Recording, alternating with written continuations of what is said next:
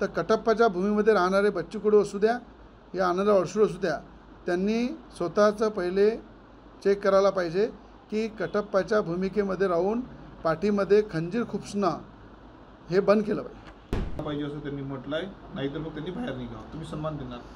असं आहे, आनंदराव अडसूळ साहेबांना नेहमी सन्मान दिला, नेहमी त्यांना वडिलासारखं आम्ही त्या ठिकाणी त्यांना मानसन्मान दिला.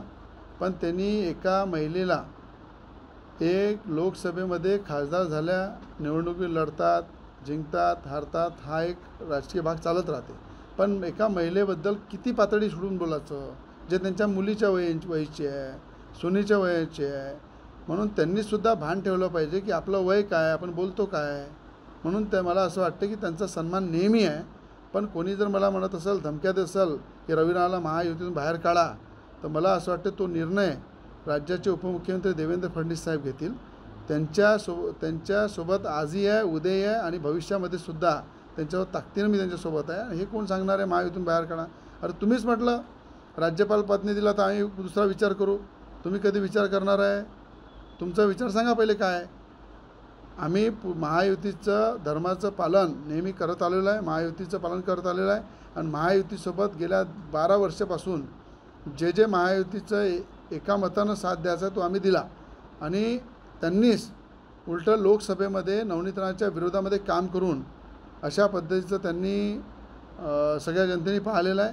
आणि त्यांनी विसरू नये की सिटी कोऑपरेटिव्ह बँकचं जे आहे मॅटर, त्याच्यामध्ये अजूनपर्यंत त्यांचं आरोपपत्र दाखल झालं नाही आहे. 950 कोटी रुपयाचा घोटाळा त्यांनी सिटी कोऑपरेटिव्ह बँकेमध्ये केला. त्या ठिकाणी ईडीची कारवाईसुद्धा झाली होती.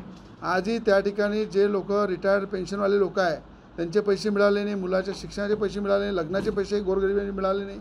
आज अनेकांच्या ठेवी होत्या त्या डुबल्या.